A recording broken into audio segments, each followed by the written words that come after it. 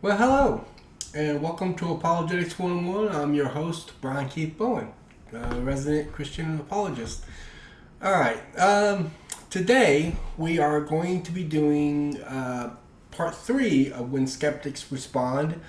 I've been meaning to do this part 3 for a while. Actually, when I did part 2, When Skeptics Respond, originally it's supposed to be what we're going to be discussing today, but I got tied up on some other issues that started happening with another guy who was really aggressively attacking me. Initially, I just basically dealt with the initial debate, which I won flying colors, and I won the second debate he started me. And I have 2 debate reviews on this channel concerning that debate. But that's not what I want to talk to you about today, of course. Because that's old news. That's past. We've already dealt with that. But what I want to deal with today is one of the things that I've noticed whenever skeptics respond to me. It doesn't always happen. Every now and then I'll get to it very intellectually smart atheists. It happens from time to time. He knows some facts. He knows the issues a little bit better. He's able to respond. He tries to at least deal with some of the stuff that I'm bringing up. He doesn't just ignore what I'm saying. And sometimes I do deal with some atheists like that. So I'm not trying to put all atheists and agnostics in a box. That's not what this series is about. I'm not trying to stereotype all atheists and say all atheists are this way. I know that there's some smart atheists out there, and there's some atheists that are even open-minded. I mean, if there was never any open-minded atheists, we'd never have any atheists convert to Christianity. Obviously, there must be some open-minded atheists out there. And, I'm not saying that none of the atheists are about evidence. I mean, there are some atheists out there that really means it when they say that they're about evidence. In which case, when you present evidence, they start rethinking their approaches and so forth. So I'm not saying that all atheists are closed-minded.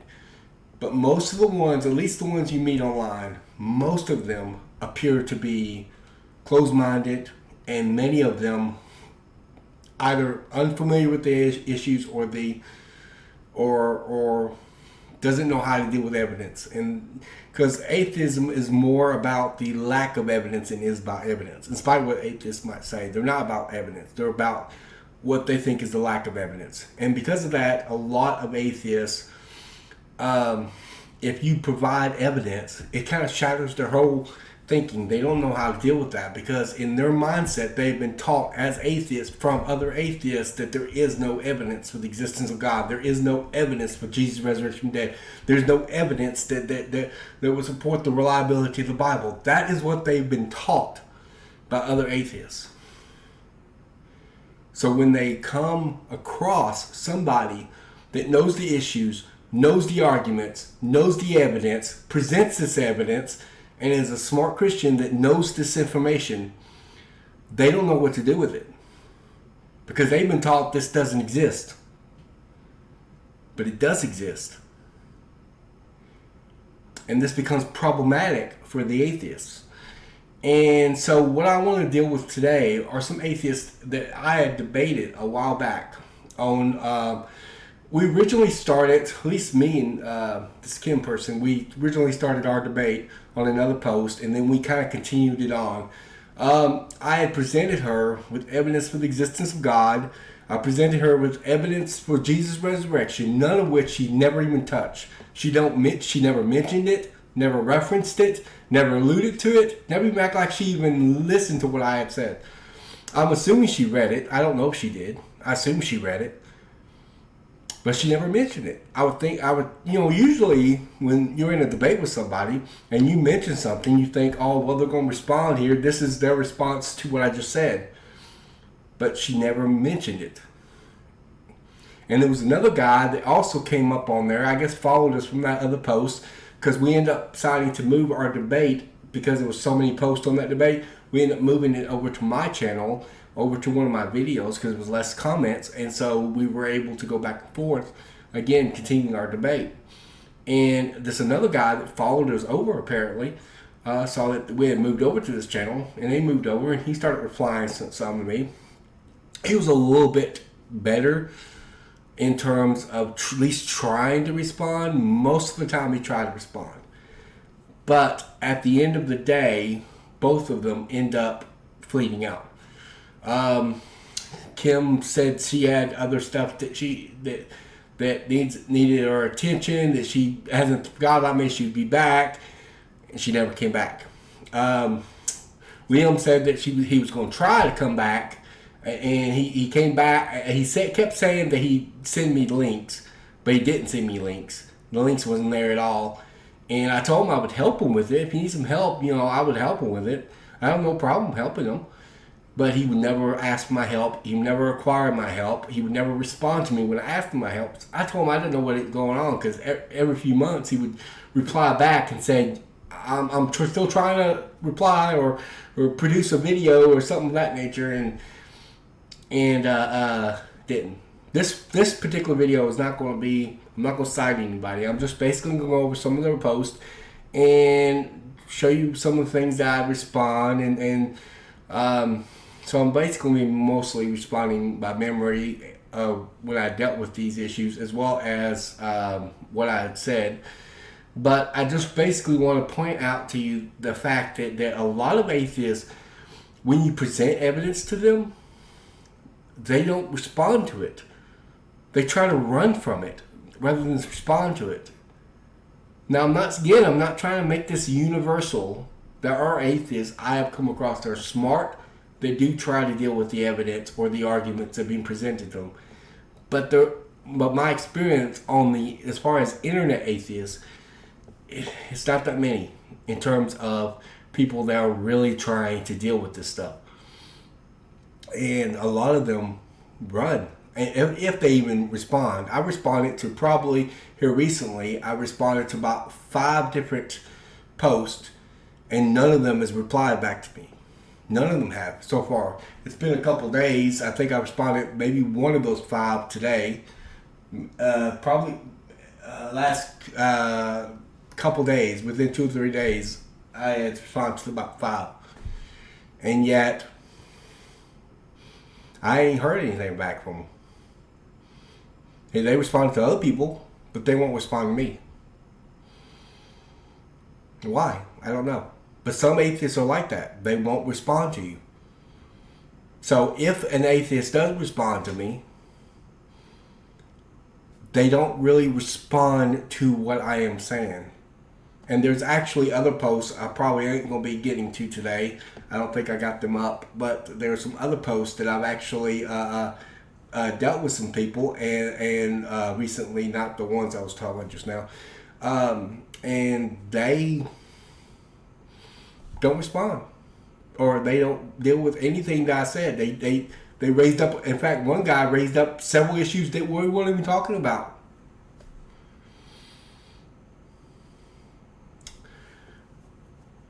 All right. Well, let's get to it. All right. I have done, like I said before, I am doing it a little differently. This video is going to be on here should be by Friday. This video should be there. Because I am thinking about doing it at least once a week on Friday. I may do it multiple times a week during the week as well. But at least by Friday, there's a video will be posted. I've got like 3 series out right now. When Skeptics Respond, I'm still doing videos for. The Bart Ehrman series, I'm going to be doing video. But that's probably going to be my next video. And I also have another one on Bible contradictions, which I'm also, alleged Bible contradictions, which I'm also doing. And so I've got 3 different series out. So I've got a lot in store for you. And of course, as a reminder, when Skeptics Respond is just basically give you an idea when you have to deal with atheists on the internet. This is typically what you're going to deal with. Now, again, on occasion, you might deal with someone more smarter than that, or that would deal with the evidence. But most of the time, they don't respond what you say, if they even listen to it. Sometimes I've had atheists that didn't even bother reading what I had wrote, and that didn't read one sentence of it. I wrote one time, he kept saying it was too long. Okay, I elaborate a lot, and I'm long-winded, I know that. And so I try to, shorten it down, and I put down like a single paragraph, and he still said that was too long. It's like he just wanted me to make an assertion, and then that'd be it. But I'm one of those people that have to back up what I'm saying. It's not enough for me to say, hey, take my word for it, this is true. I want to prove it to you. I want to show you it's true. I wish I could, I guess I wish I had a better presentation to do some quotations and stuff, like I did with my, the recent series I did on alleged Bible contradictions, and I think the one I did on the Bart Ehrman series, I did quotations there. So I would like to have done some quotations for you on sources and evidence, but I was just basically going to do a very basic flyby, and I present some evidence within the posts that I present to other people. So since we're reading posts, I figured that'd be okay. But without further ado, let's dive into it.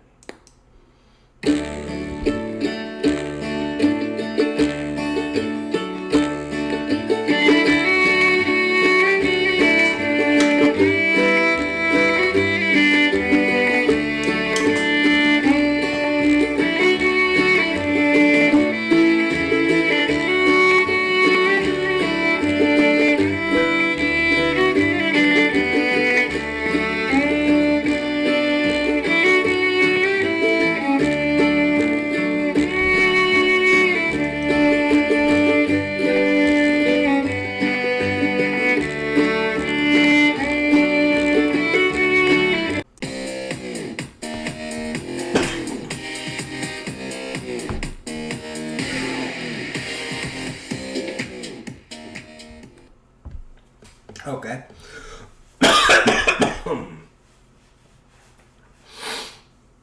All right. Well, let's get to it.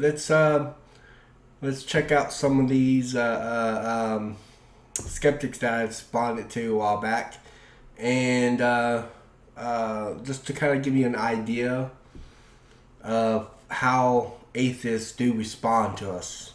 All right. Let's get to it. Okay. So, all right, this William Courtney and another one named her name is Kim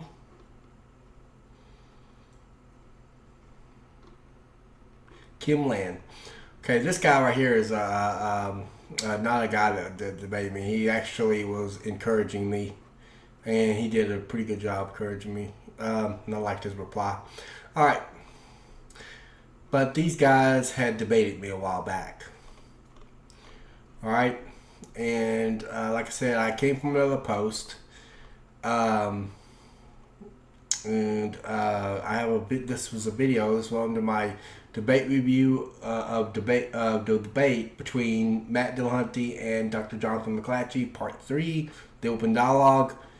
And this is I made a pin comment, but then okay, now the first one actually was Kim. She posted first. I'll go back up to William here in a second. All right, okay. Kim copied and pasted her last one that she made up at the thing, so that way I could see it. It says, Apologetics 101, hang on, not assuming your position is wrong. I agree, it did seem that way in my words, only that I hold belief until there is sufficient evidence to warrant it. Which, of course, we have evidence to warrant it. In fact, she never responded to any of the evidence I presented. I can't remember if you had earlier. Wait, let me enlarge this. I want to make sure everybody can see this. That'll be good, right? Nope, it's too much. All right.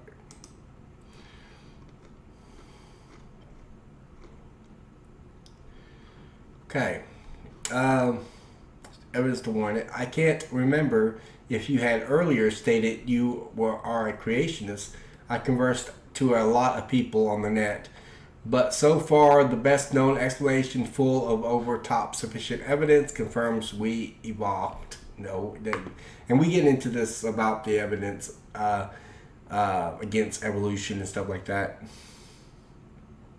which she doesn't really deal with the evidence that I presented. I mean, not really, but we'll get into that in a little bit. But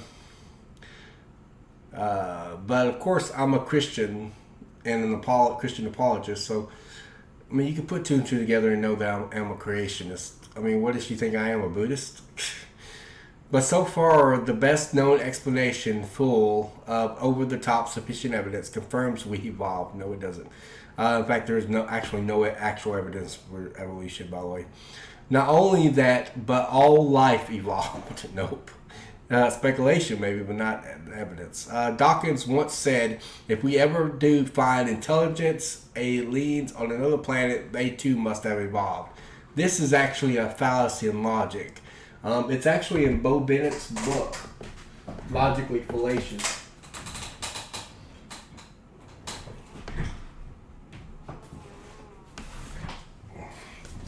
Right. Logically Fallacious. And in his book, he actually mentioned it's called The Fallacy of Infinite Regress. Basically, ultimately, the ultimate question is where does life originate? At best, all you're really doing is saying, putting it off on another planet. You're not really, I mean, how did life evolve there? Oh, it came from another planet. How did life evolve there? It came from another. You see what I'm saying? Eventually, you have to come to the ultimate question of where life came from and how did life evolve. This is why this is actually a fallacy in logic that Dawkins makes. All right. The scientific method, she goes further, scientific method of repeatable observations uses evidence and reasons as its basis. That's actually not what the scientific, I mean, yeah, the scientific method does use observation, and that sort of thing, but it doesn't use reason. Reason is actually not technically incorporated. I mean, in a sense, all scientists uses reason. I mean, all human beings do, but the scientific method itself doesn't. But that doesn't mean that the theory of evolution has no base in the scientific method, because you can't repeat the past. You can't repeat it. You can't observe it. You can't experiment on it. You don't have it in front of you to do that kind of stuff with. That's why historians must require a different kind of methodology. You can't apply the scientific method to the past. This silly ad hominem stuff you keep bringing up. I think she kept making ad hominems and stuff. Just to be very clear, I don't know you. I'm not aware of any IQ test you have done. Whilst I accept there are atheists that do abuse theists online, I don't. It does seem as though I get to borderline at times, but at all stages I am addressing the unfounded beliefs of any claimed God. Except she's not actually dealing with not at all. She can't provide any evidence against God's existence. I've got evidence in favor of God's existence, and she doesn't deal with that. And nothing or no one else I have, however, pointed to, or no one else, and nothing or no one else. I have, however, pointed out this claimed God must be a dumb God, as even human species he decided to kill off 99.9% of all species first, plus wait billions of years for humans to come about 200,000 years ago. Very odd, except we don't believe that. This might be the view of some old earthers, like in case of the gap theorists, which is what I'm thinking she's thinking of, and I mention that next. But that's not the view of most Christians. It's not the view of mine. I don't even think that's the view of most old earth creationists. So that's kind of strawmanish. I don't understand why she threw that in there. She never really explains that. Yes, I wanted to continue on your site and not here. I was hoping the last comment here was the last comment on this particular thread. I mean, she thought that if she put that there, then she gets the last word and nobody says anything. I don't know what that is. To address all your claims, not mine, by the way, can be summed up as, what is the evidence to believe, or how you know all this? Seems that's the only part that's never forthcoming. some of the stuff she says, that doesn't make any sense. I mean, I'm basically evaluating this probably a year or so after we've had this discussion. But still, I look at it, or actually not even a year, because this channel hasn't been on for over a year. So this is less than a year old. Probably almost a year old, this right here. Because this is probably shortly after I started this channel. Where's the evidence to believe, or how do you know all this? Seems that the only part that's not forthcoming, and don't do the argument went from design or any other set of propositions that don't mount up to fairies, let alone supernatural claim gods. In other words, don't sit there and argue with evidence that doesn't agree with my position. Does that make any sense to anybody else? Of course I'm going to argue if that doesn't agree with your position. All right. I said, thank you for copying and pasting your reply here. I have been dying to respond to it since yesterday, and here we go. All right.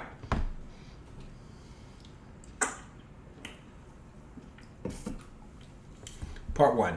Okay, I split this up into parts because you have a limit on how much that YouTube will let you put in a given post.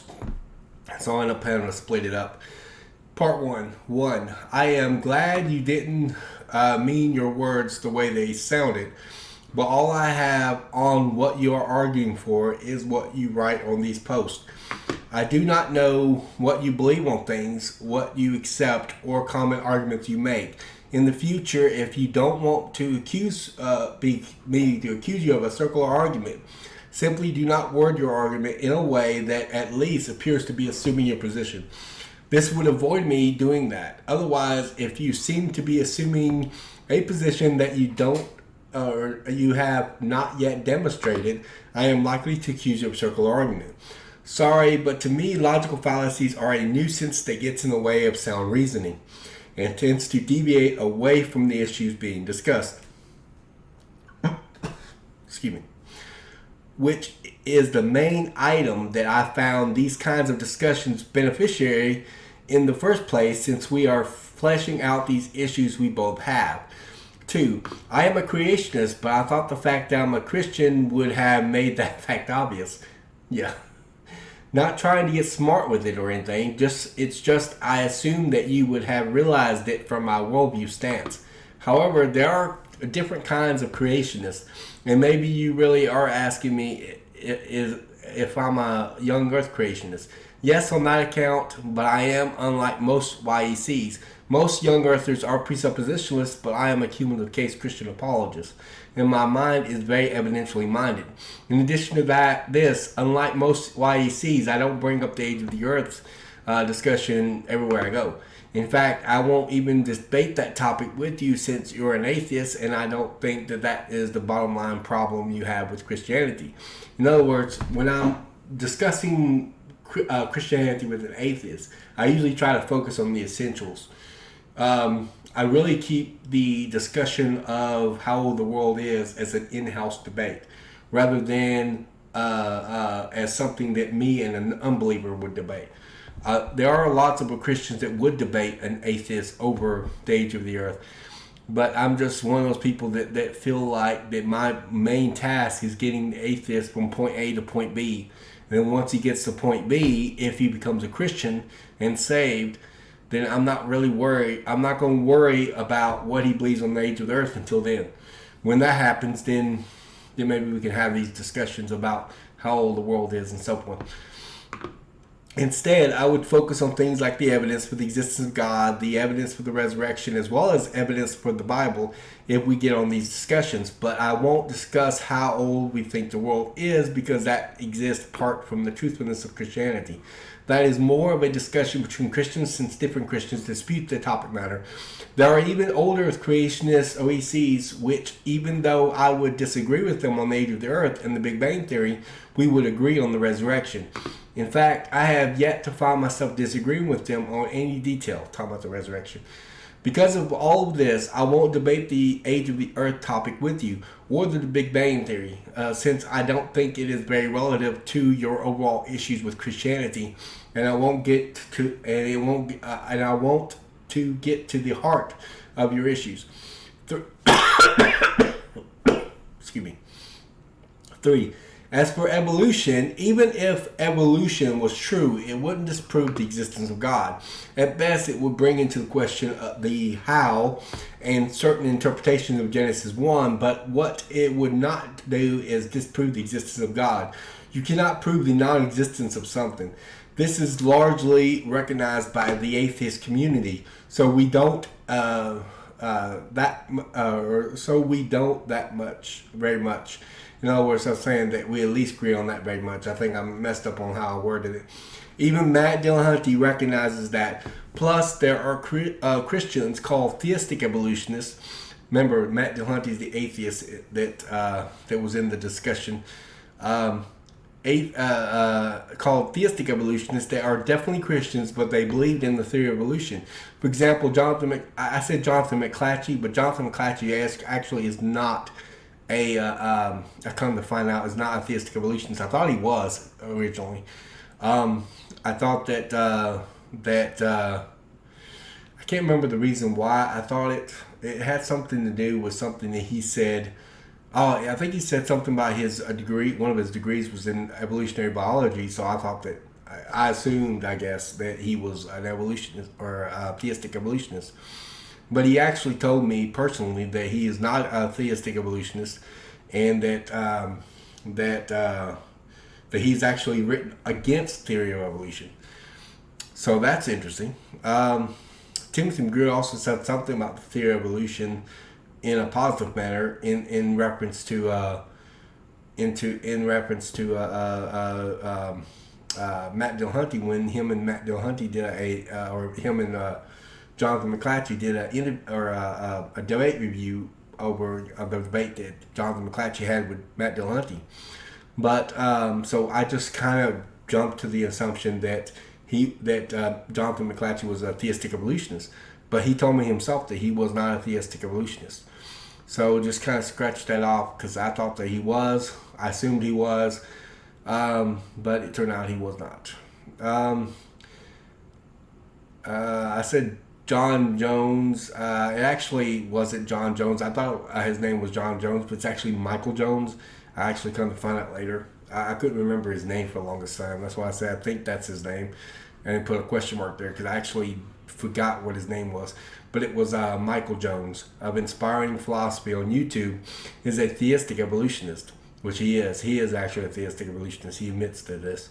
This does not cause his Christianity to be void or from him believing in evolution. They just think God used evolution as a tool to accomplish his purpose. I disagree with them, of course. As for your statement, full over the top sufficient evidence, this is no different than someone claiming that there is overwhelming evidence for evolution. It's a mantra where you say something over and over again thinking it's going to become true, and it's with its repetition. This is not true, but before I get into this, we must clarify something. Part 2 continue. What evolutionists claim as evidence for their proposition is really evidence for minor variations within the kind, nothing new as genetic information is being added. Evolutionists tend to call this microevolution, but we call it variations within a kind. It is really what they call macroevolution that we dispute. Creationists recognize what is known as speciation. The species can come from minor variations within a genome. But when we talk of evolution, we are talking about all life coming from common descent and life originating from non-living materials.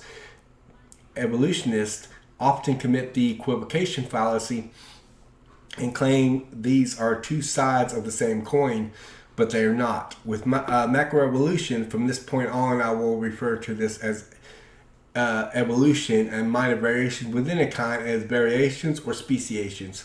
It adds new genetic information that is already present. Neo-Darwinists believe that mutations may be able to help with that problem, but mutations, do not add information either. All they do is either remove the genetic information or rearrange it. Ironically, mutations presuppose creation, for the information must already be present to even be mutated. In fact, there is no known naturalistic mechanism that gives rise to information. In fact, according to Dr. Werner Gitt, an information scientist, in his book. Now, I told you no quotations. What I mean is I'm not going to put it on the screen in OBS. Rather, it's going to be in my post if it's going to be there. If any evidence is going to be cited and sources are going to be cited, and there will be sources and evidence cited, but it's going to be within the post that I've written in response. In the beginning was information, pages 79 through 80 and 106. There is no natural law through which matter can give rise to information. Neither is any physical process or material phenomenon known that can do this. There is no known law of nature, no known process, and no known sequence of events that can cause information to originate by itself in matter. I haven't had anyone to respond like this. I've actually quoted that on a video I did on a debate review of creation versus evolution, where Ken Hovind debated an evolutionist, and I cited this statement from Werner Gitt. Is it Werner Gitt? Yeah, Werner Gitt. Although this wouldn't stamp out any from being discovered, it would mean that the lack of evidence to prove that this is what happened in the past. So you can't claim you have evidence of this happening when you don't. You even lack the chain of transitional fossils in the fossil record that would be required if what you were saying was true. Natural selection can't help you either, which Christians do acknowledge, since this is a selective process that works off of information that is there and isolating it in the gene pool. This is how we get various breeds of dogs, but it is always a loss of information, never a gain. For example, let's say you sprayed a pesticide into a population of bees. The ones that are immune to the pesticide are going to survive, and the ones not immune will die. That just makes sense logically. The bees that survive to their immunity, or due to the immunity, will live on to breed bees that will also have this immunity inherited. No new information was ever added. Natural selection works off of information that was already present. So I do not find this overwhelming evidence that evolutionists keep talking about. It's also possible that you are making proof surrogate fallacy. This is a type of fallacy. It says where you are substituting evidence for a statement. You make a statement and instead of evidence. It's kind of like people use the word obvious a lot. You know, like, well, obviously it's this way. If it was obvious that way, then they would know it. But sometimes the word obvious is being substituted for evidence. Instead of doing evidence, you're substituting the word obvious. I would have imagined y'all would have presented it by now, but you don't have this. 3. Richard Dawkins, at least responding to his idea that life came from out of space and evolved in other worlds, is making the fallacy and logic called the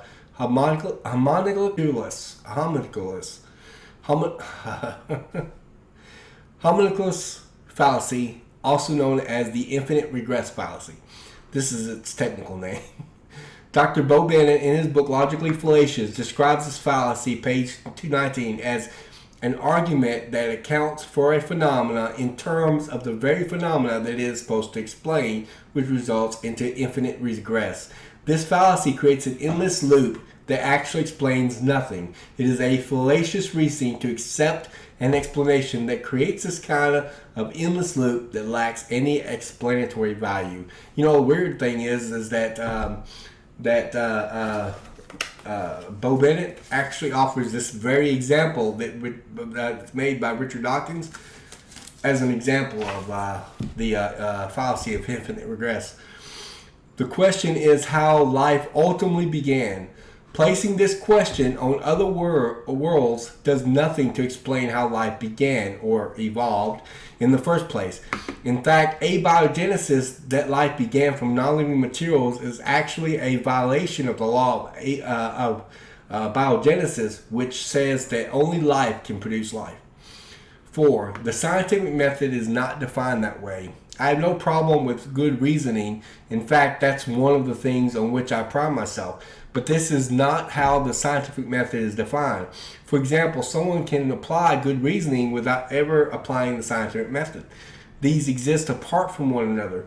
I wish we wouldn't go in an endless loop on this. It's really not hard to understand. I think your biggest problem with this is that you are trying to apply that methodology to everything instead of empirical science, which is what the method was intended to apply to. The method is very good for what it was intended, but it is limited by that situation only. Trying to apply this method to anything else is going to get you in loads of trouble in your argumentations. You are better off just recognizing that this methodology is good where it sits as the main methodology of empirical sciences, but don't assume that this methodology is some kind of universal methodology that can be used on everything.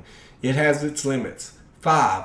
As far as ad hominems being silly, there's nothing silly about them. They are disrespectful when they happen, but just as important of a note to me is that the fact that they deviate away from the issues that need to be addressed. I am big about addressing issues, so I don't like something that deters us away from that.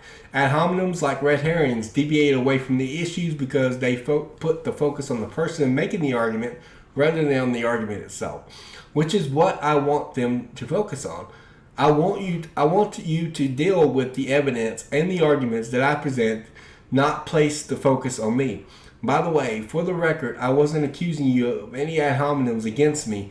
In fact, so far, you've been respectful, only attacking my beliefs and arguments. My point was more of a general observation where many atheists have been known to do this. In your post, you seem to recognize yourself that there are atheists that do this, so we appear to be in agreement here. Part 3. Also, I don't know you either, but I will never call you stupid at any given time. Some people tell me I make them feel like they're stupid, but that's not my intent. There are facts about the truth of Christianity that may be not be known by persons on the other side, but this does not make you stupid, since we all have things we don't know or know much about, or even me. In your post, you made some strange comments. You said you thought my God was dumb because he, in your own words, as even human species, he decided to kill off 99.9% of all of other species first, plus wait billions of years for humans to come about 200,000 years ago. Very odd. I don't know, I don't know whether accuse you of a straw man or not, just because, to set the record straight, neither I nor the Bible believes or teaches that. I don't know what some OECs like Dr. Hugh Ross believes on that. He could believe something weird along those lines, but I don't. So I don't even know where you're getting that, although I'm not so sure even Hugh Ross even believes that. I think that's, I started thinking about it later. I might have put it in here too. I don't know if I put it in here or not. But I do know I put in a post to her that I think she might be referring to the gap theory. But I started thinking about it, and I started thinking maybe that this is what she was referring to, because they have some weird views on that as far as that goes, centered around Noah's Ark and so forth. I assume the kill off 99.9% of all species refers to the global flood in Genesis, right? It seems you might be conflating different views. I am a YSC, therefore I don't think he waited for 200,000 years later in the first place. Most OECs don't even believe in a global flood, but a localized one, and I don't even think they believe God waited for thousands of years later. Plus, no one thinks that God recreated the species of the world, since no one in his family has survived the event. I did find out some time ago that this is the view that gap theorists have. Gap theorists think that God recreated the earth. Now, of course, if you check out the Hebrew and look at the Hebrew arguments, the Hebrew doesn't support this, but this is what they think. All right. All those who support gap theories seem to think about, believe, or at least a lot of them, believe in a kind of a recreation theory. All right. So I am thinking that she is thinking of a gap theory, but most Christians aren't gap theorists. So this is weird because most old earth creationists don't even believe in the gap theory. All right, I don't even know what to make of your statement on this. It is a weird view you have of our beliefs. I am willing to give you a pass on the straw man accusation. You really didn't know what I believed whenever you wrote your post. But where in the world are you getting that view from? She never tells me. 6, you can't tell me not to argue from design, but then ask me for my evidence. The evidence comes from facts that we know about life, our world, and the universe. If God created the universe, then we would expect his fingerprints to be all over it. This is what we find to be true. I gave you evidence for the existence of God. If you want more, I'll give you more, but you haven't yet dealt with the evidence that I had already given you. Talking about from the previous post. On this one, I don't think I'm not sure if I represented it or not to her. I might have talked a little bit about it, but she never really discusses it, and I did bring it up to her in the previous post, but she never referenced it. She never even alluded to it, the information, or trying to respond to it. I gave you the evidence of cosmic fine-tuning and information within ourselves. Deal with the evidence I have presented you already. ID, that means intelligent design, has nothing to do with fairies or even the supernatural, so I don't know what you're bringing up. The intelligent design movement actually includes a lot of different people in it in design. Not all of them are Christians, not all of them are religious, so it's just basically a general movement involving whether or not if the universe had a creator and was created or not. And that's what it comes down to.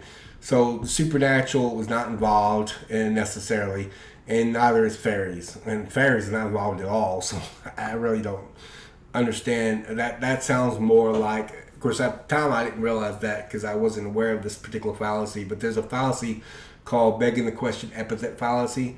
I think she was committing that. All right. Or even the supernatural, so I don't know why you're even bringing it up. In fact, the ID movement isn't even strictly Christian. Although the evidence has logical inferences that lead to the existence of God, the facts and evidence pertaining to it are not supernatural themselves. It's not our fault that the evidence that is coming out of this movement leads us straight to the conclusion that God exists. Isn't that the evidence you're asking for? Either way, when no one thinks it leads to the existence of fairies, where are you getting this stuff from? I wonder. She might be getting it from Matt Dillahunty, because Matt Dillahunty talks about this when he talks about the existence of the creating universe. Why can't it be a fairy that created, or fairies that create the universe, or something of that nature? It's a weird type of argument, and Braxton Hunter in his debate with Matt Dillahunty said, well, then many fairies is reducible down to one, and then you believe the whole universe came into existence by a single fairy, then that is, he said that is theism and stuff.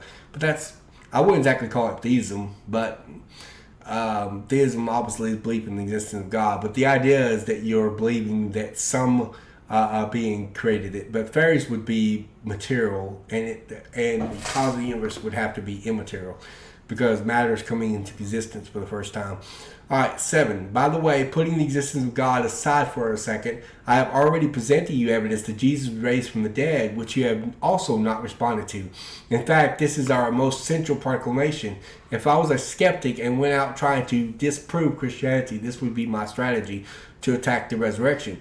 If it's true, Christianity is true, and if it is false, then so is Christianity. All these side issues that are disputable, such as evolution, the age of the earth, the flood, or even the reliability of the Bible, would not be my focus.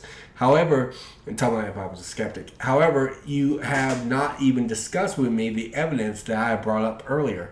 I have presented you with evidence for the resurrection, but you have not responded to it yet. Thanks for the replying. Sorry for the long post. I was in the zone. Blessings. All right. And then I guess after I thought of what she said, I brought up this one. This one, I asked her about if she's talking about the gap theory. Again, she never really responds there. I started thinking about the weird view that you had post concerning our beliefs. Are you speaking of people that advocate the gap theory? I think they have some strange views concerning recreation, and they believe in two floods, one global, which they call Lucifer's flood, and one local. However, gap theorists is an extreme minority view among Christians. Also, they believe there is a gap between Genesis 1:1 and 1:2, which they have no evidence for. There is nothing in the Bible that agrees with their position. Plus, the Hebrew language of Genesis 1:1 uses a disjunctive law that makes the gap theory impossible, linguistically speaking. This was the only thing I could think of that could have caused you to attack a weird view that mainstream Christianity does not carry, nor does the Bible supports.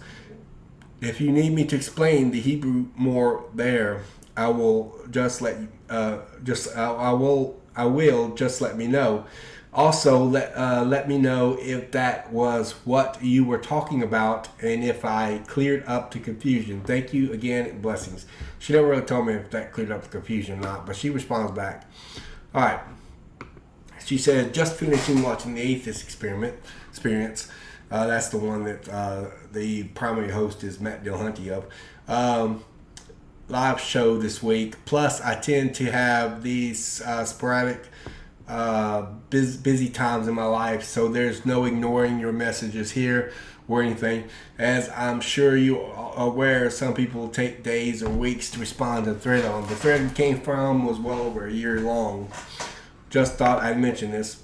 So it's Kinds, YAC, Young Earth Creationists, and how evolution doesn't prove or disprove any claim to God, specifically the Christian claim God, and bits and pieces of other things, and then about me addressing the points you've made already. Huh? So it's Kinds, YAC, and how evolution doesn't prove or disprove any claim God, specifically the Christian God, bits, pieces of other things, and then me addressing the points you already made. I was once thousands of times debating some person who believes gays were faulty or abortion is supporting killing these simpleton, fully addressed arguments, and someone came on and said, you only believe gays are faulty because you're dumb. I immediately replied and said, no, he believes gays are faulty because he has irrational beliefs in his particular claim God. She calls my God irrational belief in God all the time. Even though there's strong evidence in favor of God, I presented strong evidence in favor of God, and she would claim it irrational all the time, but she would never prove it's irrational. She would never demonstrate at all. She never showed how it was irrational. She just claimed it. And this was a common thing for her. And she admitted it was a common thing for her. Since that's the point, isn't it? She says, it's not the overwhelming evidence of evolved life species or Christian kinds. It's the issue with the beliefs of the claimed Christian God. The beliefs. I'm thinking she's confusing Christian doctrines in the Bible versus God existing. All right, but God's existence is kind of a separate issue. Christian doctrine has more to do with what the Bible teaches within its text. Therefore, there is no need to debate the mountain of evidence in favor of evolution. Because, okay, I agree, at least one in part, that it's irrelevant to the existence of God. And I mentioned that. But she said there's no point in debating the overwhelming evidence. She never once provided me with evidence. This is a mantra that's used a lot by evolutionists. There's mountains of evidence. There's overwhelming evidence for evolution. Okay, where is that evidence? Present it. I want to hear it. You think that if someone says they have mountains of evidence or overwhelming evidence, that they can at least provide me with one scrap of evidence, but she don't provide me with one scrap of evidence. She don't know any.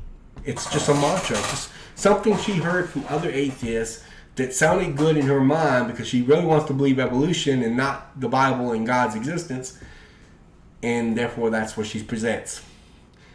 But she doesn't present the evidence. And I asked for the evidence over and over again. Claim Christian God. Therefore, there is no need to debate the mountain of evidence in favor of evolution. There is no evidence for favor of evolution. And zero against it, even though I did present her evidence against evolution.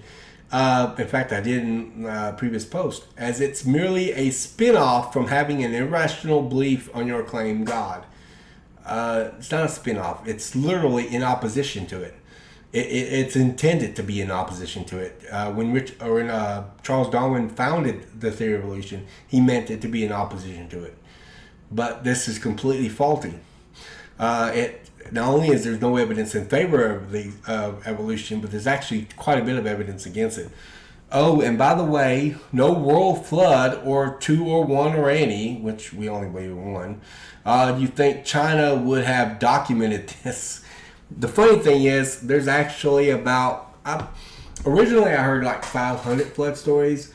Now I'm hearing about 300. But either way, 300 to 500. I mean, we're looking at flood stories in every culture around the world, including China, by the way. China has one too. In some cultures, including Africa, they have more than one flood story. So you're looking at, and this is in every culture around the world and throughout history. There's been a flood story.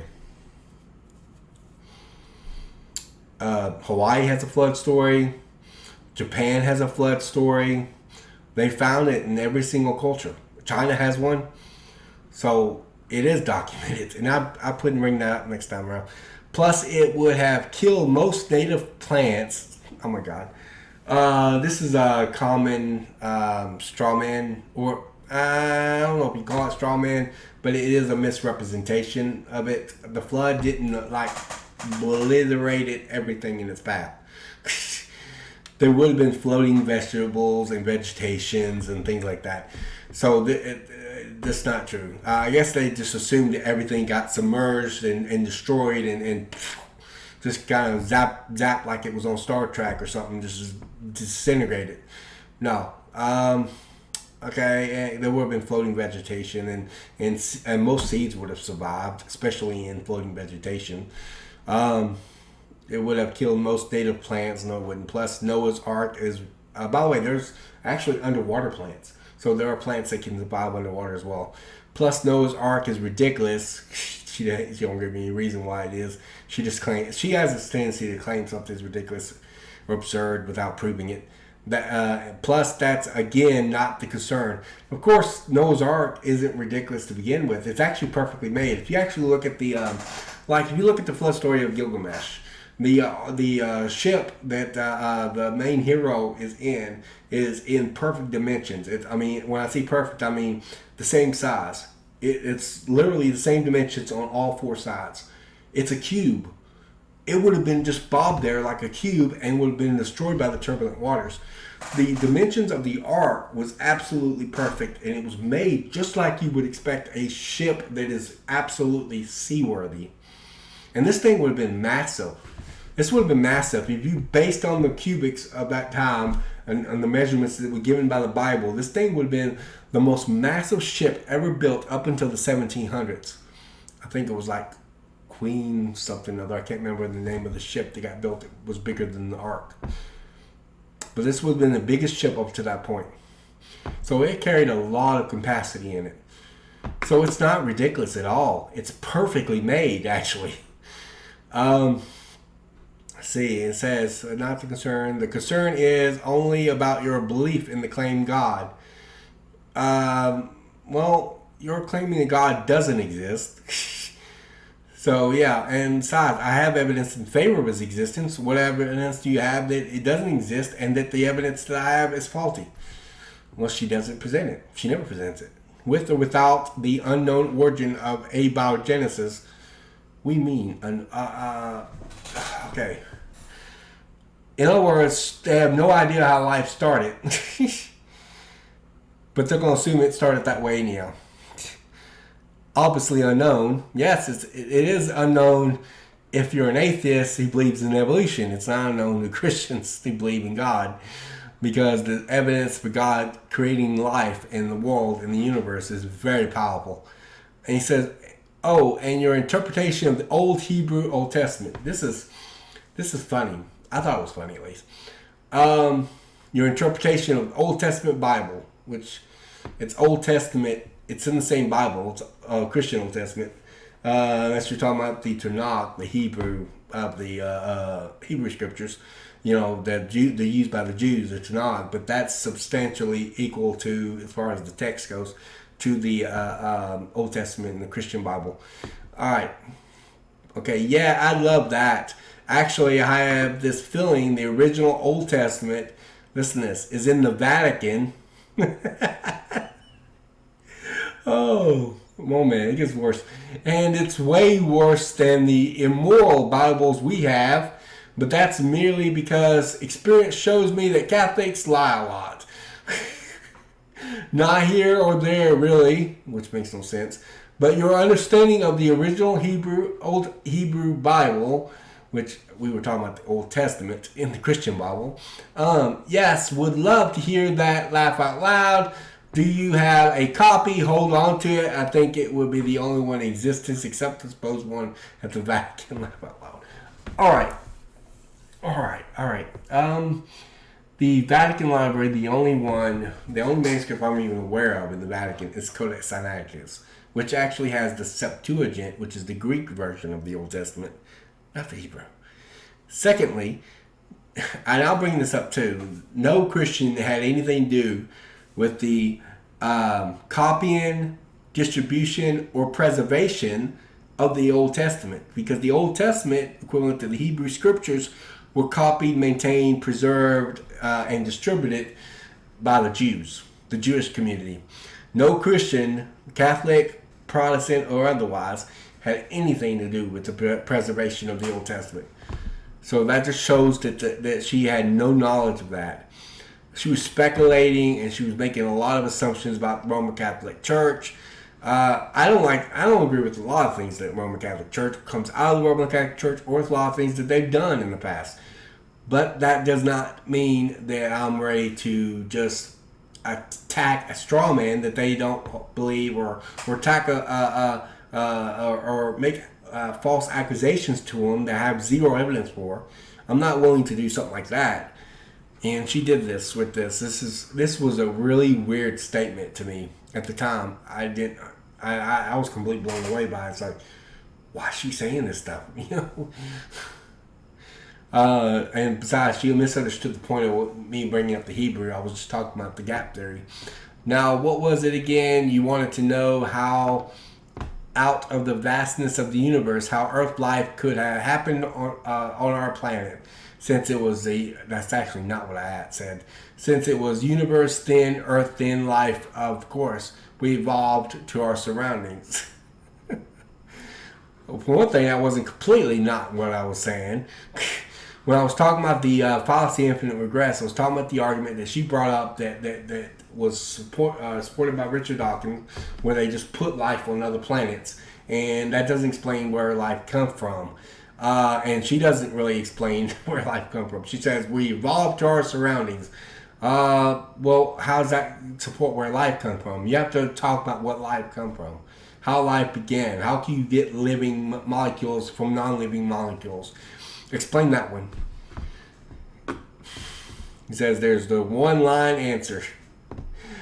And the one-line answer is false. And completely misrepresented everything I said. Alright. Now, William gets on here a little bit. I'll get to William here in a little bit. I want to continue with Kim. Alright. Let's see. I said, okay, one. As near as I can tell, you seem to be agreeing with me in your own way that evolution is irrelevant to the existence of God, right? Good. Then we can move on from this too. If you don't have mountains of evidence to produce for evolution, then simply put, stop saying that you have it. Even though this is irrelevant to the existence of God, every time you say that, I expect you to produce this mountain of evidence. Remember, whoever makes the assertion bears the burden of proof. If you say you have mountains of evidence for evolution, by all means present that evidence, or else stop making the assertion. As I said, it's just a mantra, but repeating something over and over again to yourself will not make it true. As far as evidence against it, although the burden of proof is not on me to provide evidence against it, we do have evidence against it, such as irreducible complexity, made as known by biochemist Michael Behe in his book Darwin's Black Box. I got that book right over there. The biochemical challenge to evolution. Also, information inside our genetics would also be evidence against it, since no naturalistic mechanism can rise from information. I think it's supposed to be. Combine all that with the lack of transitional fossils in the fossil record would make for a powerful case against theory of evolution. However, the burden of proof would not be on me to provide evidence against evolution, but on you to provide evidence in favor of it. Yes, it is irrelevant to the existence of God, but not to your assertions. If you don't want someone challenging your statement, then my advice to you is to not make it. 3. You keep calling our beliefs irrational, but you have not demonstrated that at any given time. You have not presented me with any evidence of your own, and neither have you dealt with any evidence that I have already presented to you, which included the evidence for the existence of God and the evidence for the Jesus resurrection. In fact, you haven't engaged with anything that I have presented you thus far, nor have you given me a rationale for why you are even an atheist. So I couldn't even imagine why in the world be an atheist. If I had loads of evidence against God's existence, if I really had strong evidence for it, that would be reason for me to think that God does not exist. But I don't have that evidence. Instead, I have evidence strongly in favor of God's existence. So I don't even know why this person is an atheist. Does she just absolutely convinced herself that believing in God is irrational, even when she has no way of demonstrating that at all? As near as I can tell, it is the atheist that has the irrational belief. Like most atheists, including Matt Dillahunty, you appear to be deliberately ignoring the evidence. I want us to engage in this. If you don't engage my arguments and evidence soon, I don't know how much longer I can keep this up. Maybe a few more rounds, because I end up going a few more rounds more than I thought. You spoke about the flood. Although I would agree with you that the flood is irrelevant to our overall discussion, I only referenced it in light of the gap theorist belief, what I figured you were actually attacking, which do not represent my beliefs, by the way. You made a number of assertions that I will deal with here.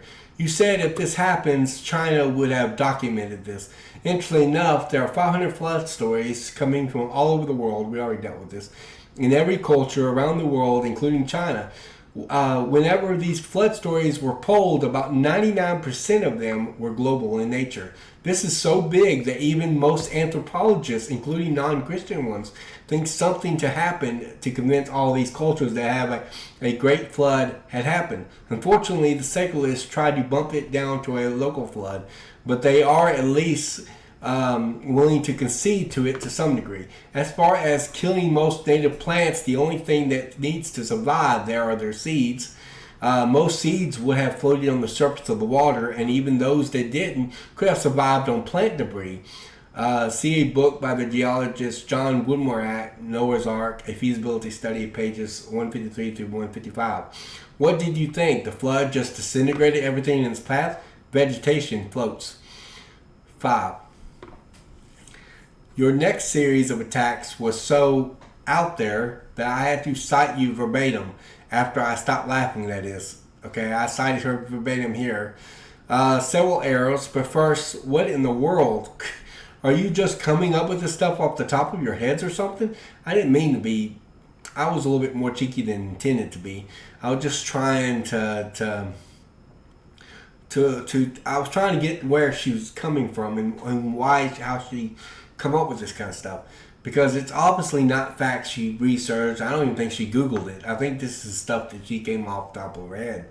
Okay, first I was talking about the original Hebrew language that the Old Testament, OT, was written in, not any original manuscripts or anything, and it was in reference to why the gap theorist was wrong, which I would not have thought you would be siding with, especially given your previous criticisms of their beliefs. Secondly, the only manuscript that the Vatican has is a codex called Codex Vaticanus. We already discussed that. I'm going to go further in here. Earliest Hebrew manuscripts of the Old Testament are the Dead Sea Scrolls, which is a matter of common knowledge, by the way. The Hebrew manuscripts are printed Old Testament were copied from the Mosaic text, MT. The manuscripts from the Dead Sea Scrolls are 1,000 years earlier. Whenever a comparative study was done of the great Isaiah scroll found in Cave A among the Dead Sea Scrolls, this was a complete copy of Isaiah, dated 1,000 years earlier than our previous earlier copy of Isaiah. Whenever they were compared, they were found to be over 95% accurate. The less than 5% inaccuracy was due to a slip of the pen or quill, however you want to word that, or the respelling of a word, none of which changed the meaning of the text. The Mosaic scribes were big on preserving the text accurately. We also have an early version of the Septuagint and the Sumerian Pentateuch to compare it with as well. By the way, Roman Catholics had nothing to do with copying or preserving the Old Testament. In fact, no Christian did. I've already discussed that. I mentioned, and if you want to throw a few jabs at the Roman Catholic Church, I might throw a few with you because I am not a Roman Catholic. But you need to make sure your attacks are legitimate and not just something you're getting off the top of your head. 6. My statement about Richard Dawkins has to do with the claims of putting evolution off in other worlds, which commits a fallacy in logic. The statement we evolved from our surroundings does nothing to explain how life originated here in the first place. Life cannot come from non-living materials. So where did life come from and how did it begin? Try to answer those questions without assuming your position. Blessings. She never does. All right. Okay. Let's see. I don't know. Okay.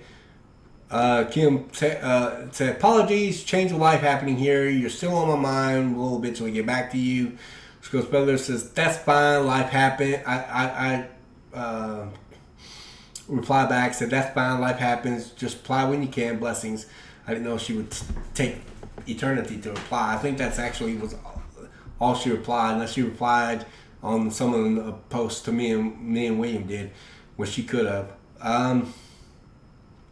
Okay, we'll get into those last posts right there at the end. Because here, well, let's go ahead and cover them. Because I think this is when William started to come on here. Is when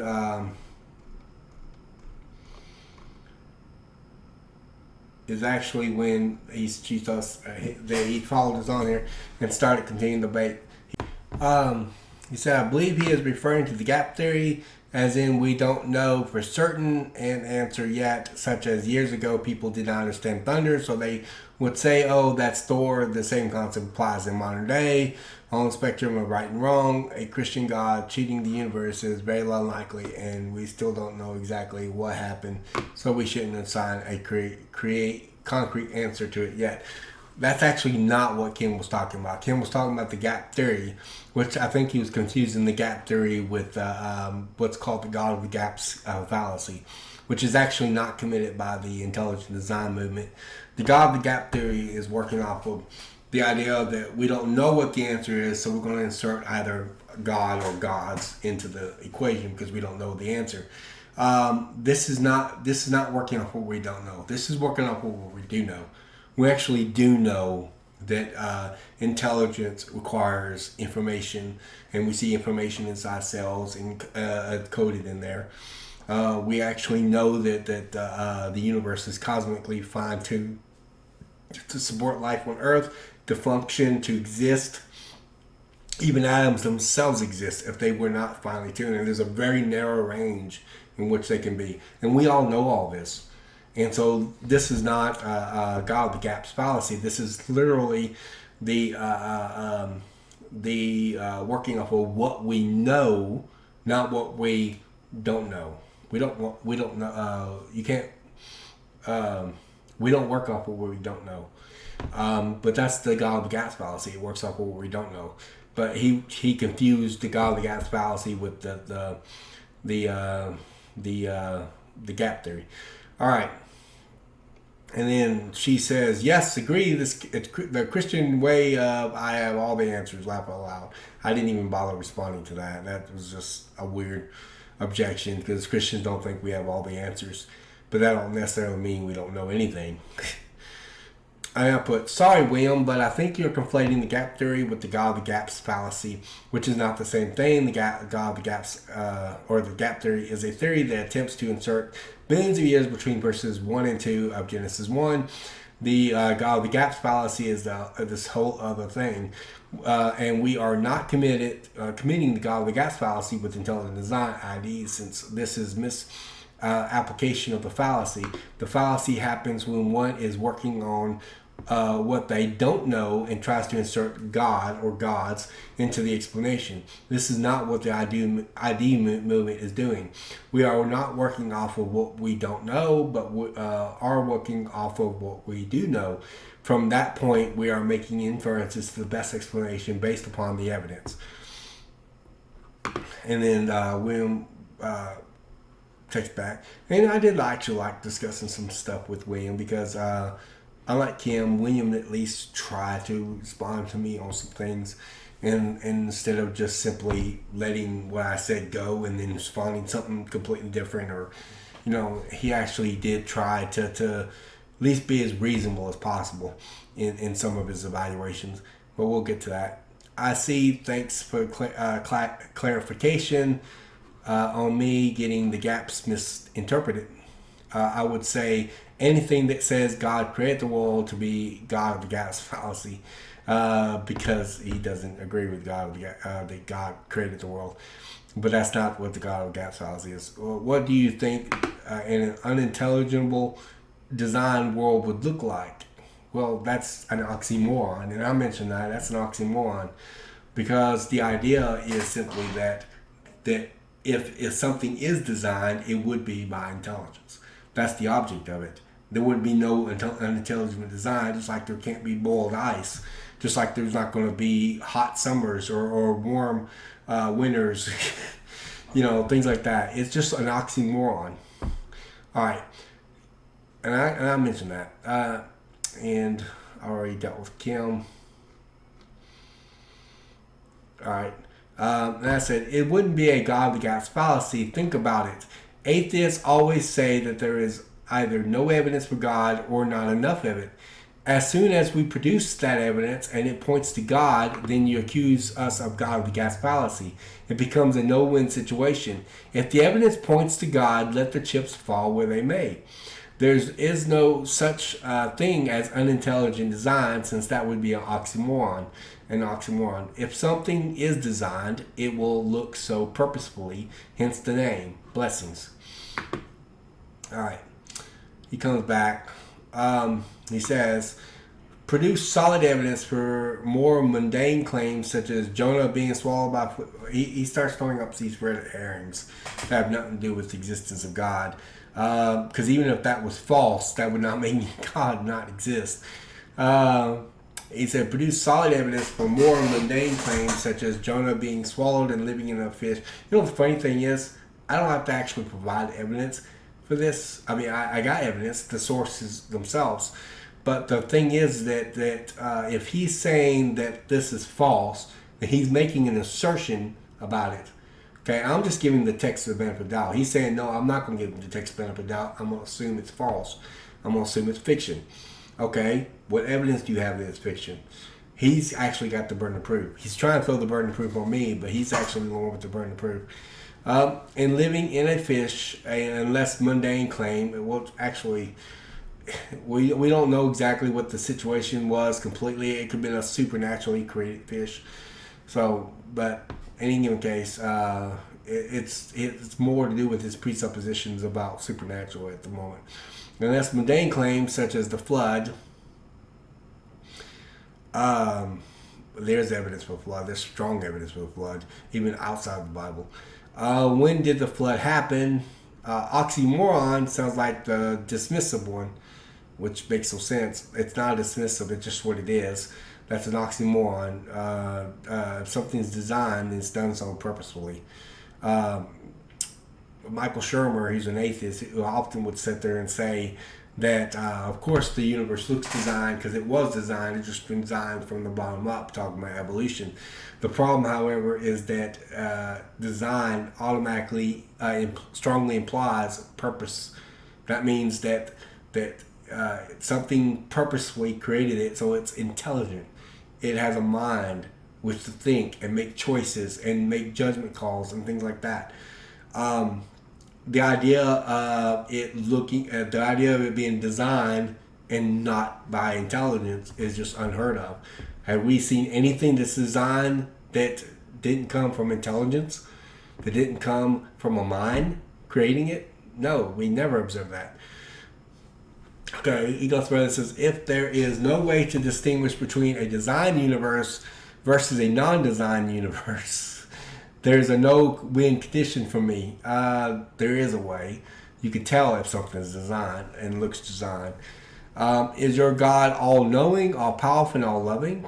Well, yeah. So what's your point? I don't know what his point was there. He goes, and I said, okay, I spoke about the Jonah thing in my video reply. Okay, I made a video reply to him. I think it might have been in one of the ones at the bottom. We'll cover that, I guess, when we get to it. I said I spoke about the Jonah thing in my video reply, which I will be posting here in a minute to reply to your longer post, and I responded to it there. I believe the flood happened 4,500 years ago, according to the Bible's chronology. But what does that have to do with anything? There are Christians who think the flood was local rather than global, and no one thinks that this is dependent upon truthfulness of Christianity. So it's basically a red herring. You throw up a lot of red herrings. Even if we were wrong about the flood, Christianity would still be true since Jesus rose again from the dead. Besides, we have strong evidence for the flood, found among the geological evidence and the fact that there are 500 flood stories all over the world in every culture, and 99% of them, when polled, are global in scope. Yes, it is an oxymoron, reference to your non-existent term, unintelligent design. And oxymoron is a group of words that appear self-contradictory, such as boiled ice, hot winters, and cold summers. They don't make any sense when viewed. This was not me dismissing your assertion. This was me recognizing it for what it is, an oxymoron. Something that is designed, has intent behind it, and therefore purpose. When you drive your car to be happy, you got brakes, or else you won't be able to stop. Did you think they had just evolved that way? Evolutionists think that whenever something is needed, it takes millions of years to evolve, but if a part is necessary, then how could something survive without it for millions of years? Michael B., a biochemist, in his book Darwin's Black Box, The Biochemical Challenge to Evolution, identified something he called irreducible complexity, how each part was needed to function to do what it was intended to, and it could not function as without each part. As for your last point, you determined it by seeing if it looks designed, and I never said you couldn't tell the difference between design and undesigned. I said the words I had come up with, unintelligent design, was an oxymoron. You could still tell if something was designed or not, the very same way you know your car was designed and didn't fall out of the sky because it was raining cars one day. Although that would be nice if that happened. I would love it if a Lamborghini fell off right in my front yard. That'd be nice. But it just doesn't happen that way. Cars don't fall out of the sky because they're designed. God would have to be at least sufficiently powerful to create the universe, since whatever caused the universe to come into being, the universe coming into being is a fact we both agree on, no matter how it was done. Would have to be powerful enough to cause that event. He would have to be the highest morality for us to have any standard at all for objective moral values. If God did not exist, evil would be subjective instead of objective.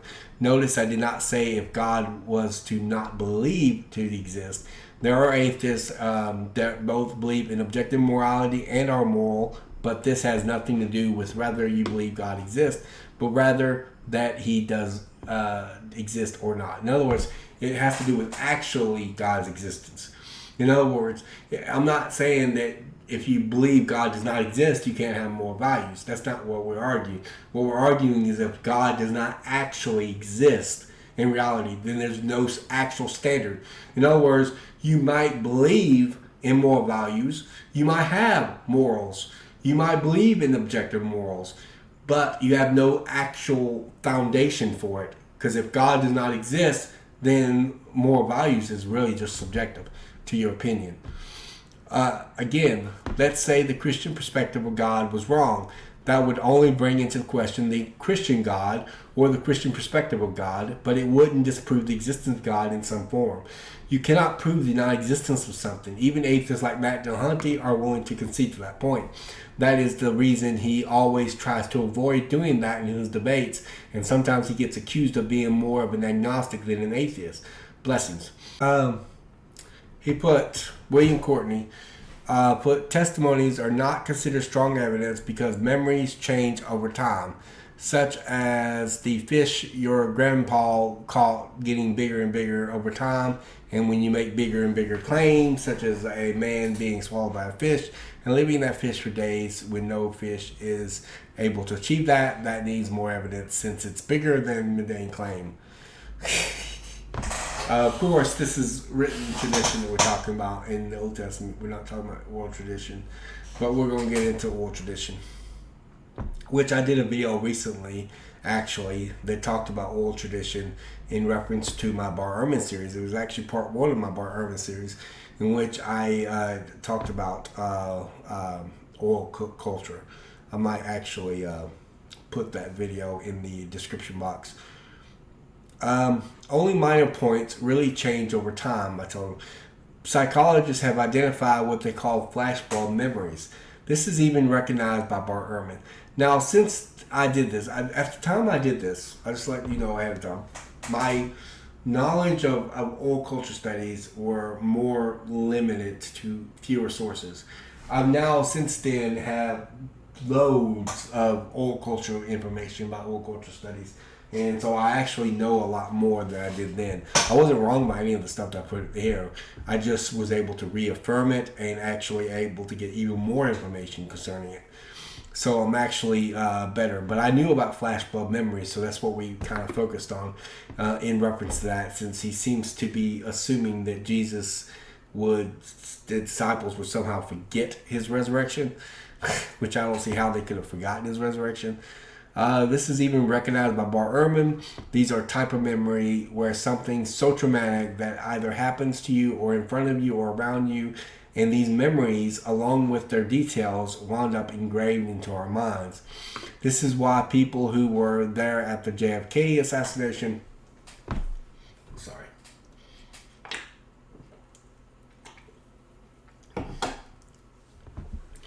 JFK assassination can still remember every vivid detail, no matter how far away it's been.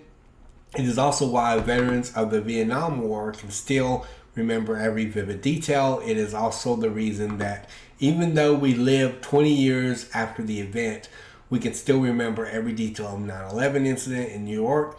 I still remember where I was when I found out about it, where I was living at the time, who told me about it, where I was working at the time, and even when I, in horror, watched as the second tower collapsed on live TV. I don't remember these things because I was trying to remember them, but because I can't help but remember them. They are forever engraved in my psyche. If someone rises from the dead, I don't think the disciples would simply forget or remember it wrongly. In addition to that, I don't think it gives credit to the fact that this is an oral culture that has trained their memories to remember things. This is the same culture that would commit the entire Homer's Iliad to memory. Plus, this was a community affair, and they would have had an entire community to aid them in remembering things. This is based upon oral culture studies. Although there was a degree of flexibility allowed, they were not allowed to derail from any essential point. That's true. And the essence, the gist of the story would remain consistent. This is true in all cultural studies and stuff like that I've done. Again, like I said, I will detour you to my first video part in my Bart Ehrman series, in which I deals with his arguments concerning old cultural studies, which is very, very good. Although there was a degree of flexibility allowed, they were not allowed to derail from any essential point. Also, they would have had creeds and hymns that were passed along as memory aids.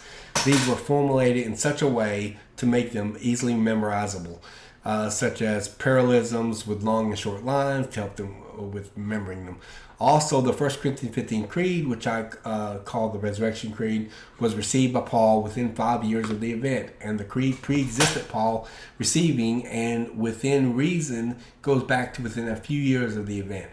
Not a whole lot of time had passed, and that it was a lot of lay skeptics. That is what a lot of lay skeptics are missing. The information passed along in creedal form extremely early. As far as testimony, not considering strong evidence, well, that depends on the testimony. Testimonies are like arguments. They can be both weak or strong, depending on the situation. For example, the Quran denies Jesus' crucifixion, but it is 600 years after Jesus had lived. However, if we have testimony within a few years of the event, that's extremely strong and impressive. However, if you are trying to claim that testimony by its very nature is weak evidence, meaning no matter what testimony can never be strong evidence, then I would, I think that's Matt Dillahunty's argument, then I would definitely disagree with you. Historians consider events to be strongly evidenced, even though all we have are historical sources. Historical sources are made up of nothing but testimonies. The historian and scholar Richard Bachman, in his book Jesus and Eyewitnesses, page 5, said, It is also a neglected fact that all history, like all knowledge, relies on testimony. In the case of some kinds of historical events, this is especially true, indeed obvious. Richard, of course, is right. Everything we know about the past, with the exception of things that has happened to us within our own lifetimes, even things that have happened to all the way up to the modern era, is made up of nothing but testimonies. If we can never have strong evidence, then either we can never virtually know anything about the past, or at the very least base it on weak evidence. However, this is not the case. Historians can use historical and scholarly techniques to determine the strengths of testimony. The testimonies. The closer it is the facts, the stronger it is. Closer it is to the facts, the stronger it is. By the way, the courts of law consider eyewitness testimony as direct evidence. It has nothing to do with them being under oath. The problem of doing that is to attach legal consequences to them if they do were to lie. I put that in there just in case he brings up, they're under oath. He doesn't know, thank you. Bill Cosby was convicted on nothing but eyewitness testimony concerning something he did a long time ago when he was a younger man. Testimony can either be strong or weak depending on the situation, but testimonies are not guaranteed to be weak evidence simply because they are testimonies. Thanks for replying. Blessings. I said, okay, he replied back. He said, please don't give me pages of notes. Let's be direct, which, of course, I'm always direct. The issue is, however, that I want to demonstrate what I'm saying. Just by doing a good search of our flashbulb memories, this is where he uses Wikipedia as a scholarly source. You can find many reasons why it's not accurate, such as providing studies, and he provides a Wikipedia page. I myself had a flashbulb memory. I incorrectly remember that a family member gave me a jacket right as a loved one was passing away. However, that was false. I found a receipt that said it was 2 months before at Christmas with my family members provided more testimony. Of course, a family member dying doesn't really count as a flashbulb memory. People usually don't think of that as a flashbulb memory. It usually takes something really traumatic and family members' deaths or something that happens regularly. Plus, that's still a peripheral detail even then. I mean, he doesn't conclude that his family member must now have died. Though it was not just testimonies that made me realize that I was wrong. I had a physical document from non-biased company about something mundane. So, in other words, he's saying that he doesn't agree with it if it has bias, but everyone's biased to some degree or another. Even the company he's talking about, they're biased in some way. But the fact of the matter is, bias doesn't make something wrong or unreliable. Even if a group of people have large testimonies, the Mandela effect can still happen because now the guy's friends have stated making that fishing trip story about the fish as big as the boat or more elaborate over the time, more interesting. The Mandela effect actually doesn't really exist as a thing. It's not really something. I don't know a whole lot about it, but I know even Matt Dillahunty denied the Mandela effect. Basically, it's like when you remember things differently in a picture or something like that. I mean, it's just a weird type of thing. There's no actual thing called. I mean, psychologists don't recognize it. It's not an actual thing. He gives a YouTube video, claims there are more non-mundane, require greater amounts of evidence. No, I think he's stating basically this claim that's usually made that if something's extraordinary claims require extraordinary evidence. Except that's actually the arguments is actually, I don't know if I call it self-refuting or not. It's basically a bad argument because ultimately, what's the standard for determining if it's extraordinary or not? The person making the argument determines if it's extraordinary or not. Well, what's extraordinary to one person might be not extraordinary to another person. For a Christian, for example, the idea of a God working miracles and raising someone dead is not very extraordinary because he does that rarely, even in the Bible. But for a non-Christian, it would be extraordinary because they don't believe God exists and therefore they don't believe God is acting in the world and so forth.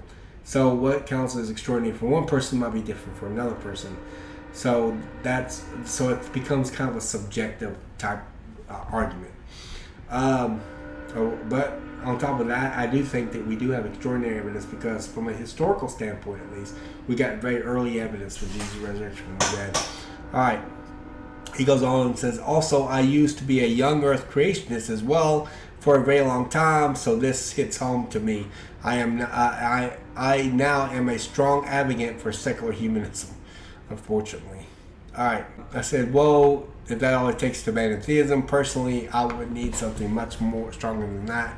First, if 5 pages of notes you really mean long-winded, I can be that, but I am always direct. Secondly, Wikipedia is not a scholarly source. We go back and forth on this constantly. I don't know why that's really a matter of debate. I mean, I don't know of any college that would accept Wikipedia on a research paper as a scholarly source, even secular universities. I've been to 3 colleges and universities, actually 4 if you want to include the community college. None of them would accept Wikipedia as a scholarly source. My wife went to Phoenix University, which is a secular university. They would not accept Wikipedia as a scholarly source. So I don't know of any academic institution that would accept Wikipedia as a scholarly source. So for me, this was just a non-disputed, non-debatable issue. But he debates it because he wants me to accept it as a scholarly source because that's probably all he had. Which is why he does not accept it at one at any university, even the secular ones. Both Richard Bachman and Bart Ehrman concedes to flashbulb memories because either side acknowledges these. Both of these books use eyewitnesses. Richard Bachman and Jesus Before the Gospel. Bart Ehrman cites scholarly studies. They do. But of course, I disagree with Bart quite a bit in his book, Jesus Before the Gospels. And also, even though I think he might not have been totally gun-ho in his book, Jesus Before the Gospels or Flashbulb Memories. I'm not 100% sure. I didn't read all of his book, but I read a lot of it far more recently than I had when I did this post. So, but in any given case, they certainly didn't cite Wikipedia. Not a one cited Wikipedia, strangely enough. A memory centered around someone you love is not what psychologists call flashbulb memories. Although losing a loved one is tragic, it happens to us on a normal basis. What they are calling a flashbulb memory is when an event is in such a way that it shocks your psyche in remembering the details. Read the actual scholarly literature on flashbulb memories. They happen, and they are amazingly accurate. As far as the Mandela effect, I have not read much about that, but I do know that Matt Dehunty was asked that question in the above debate I am reviewing, and he says that's not really a thing. Anyway, sometimes people can remember things incorrectly, but that's not in dispute. But oral cultures train their memories to remember things. Jewish scribes couldn't even comment on a single passage of scripture unless they knew it by heart. People in this day and age would remember large tomes and commit them to memory. All that was correct. Rabbis was known for passing information on correctly, as noted by scholar Birger Gerhardsen in his book Memory and Manuscript. In fact, one of the ways in which this is done was through repetition, repeating it over and over again until it was committed to memory. Again, I don't see how the disciples could simply forget about a guy who rose from the dead. You might want to rethink your abandonment of theism. I am a young earth creationist, so I would love to see you come back to theism. However, I do have a question for you. Why would questioning the Bible lead you to question the existence of God? I would love to hear your story in the comment section. He does go through some of his story. Okay, he go back. He says, Apologetics 101, all it took? No, it was a series of 2 years of painful realization that made me deconvert. Notice it wasn't really study that made him deconvert. It was him rethinking his views and thinking he's wrong, basically. Which, if he was a Christian and a younger Christian especially, he probably wasn't wrong at that time, but he deconverted. I'm not exactly sure how much realization he done as far as that goes. I'm not going to try to judge him on it. I'll let you be the decider on that. But deconverting hurts like hell. He said feeling wrong feels exactly the same as feeling right. Until you find out you're wrong, universities take Wikipedia as a source. No, they don't. However, you hate to do it in a certain formatting, listing each individual reference that wiki article was formed from. No, they don't accept it as a scholarly source. That article alone had 72 different sources. Well, when I looked at the article, the only source that actually mattered had was the only one that actually did. Because when I reviewed them, I noticed that they often had, because I ended up going back and I tracked back these sources, and a lot of times they were just references to things that had nothing to do with flashbulb memories. A lot of them even had to do with short-term memory, which was not what flashbulb memories is, because flashbulb memories can last decades, a long time. That's why people that were in World War II remember, being in World War II, but people that were in Vietnam remember being in Vietnam, because these are like 50 years ago or so. So they remember these kinds of details. So short-term memory wouldn't do it. I only found one study out of all those that was actually relevant, because I went through all of them and I found one that was relevant, and he apparently was referencing that as well. And it was 10 items that the study was looking for. There were specifically 10 items. When I reviewed all 10 items, I don't remember all of them, but I do remember that they were very, they were kind of things that people would not focus on normally. The kind of stuff that eyewitnesses, sometimes like one eyewitness might focus on one thing, while another eyewitness might focus on something different.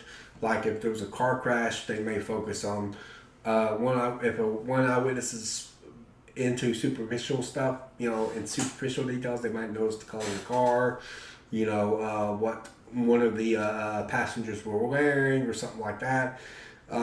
If they were into cars and know their vehicles, they might be into naming what kind of vehicle it was. It was a Chevrolet or Oldsmobile or Ford, something like that. And, make and model of the car or something, or vehicle. And if they were big on a lot of detail, they might be much more exhaustive in terms of the details that they presented. So these are just the kind of things they focus on. But anyway, in the 10 items, like one of them, I do remember this one. It was attention to media. Not everybody pays attention to media, the news. I mean, some people do, obviously, and obviously you had to watch this on the news if you wasn't actually there. But not everybody actually paid attention to the news, especially if you were in it. You were more worried about surviving and getting your loved ones out, and people that were going into the buildings of 9/11, firefighters and policemen and stuff like that. They were trying to rescue these people, put themselves in danger, and eventually lost their lives as a result to try to save these people. And the whole tower collapsed. Both towers had collapsed. The second one collapsed right there on live TV. I was sitting there watching it. And so,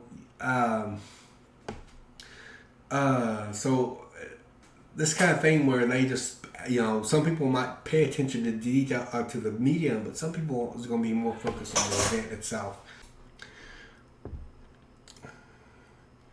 Says, however, do you have certain formatting listing? Okay, that article alone has 72 different sources. Vast majority of them was irrelevant. Looking into the article that debunks the accuracy of the flashbulb memories, best seems to be here. So I'm trying to watch the debate in chunks. He's talking about the Matt Dillahunty debate.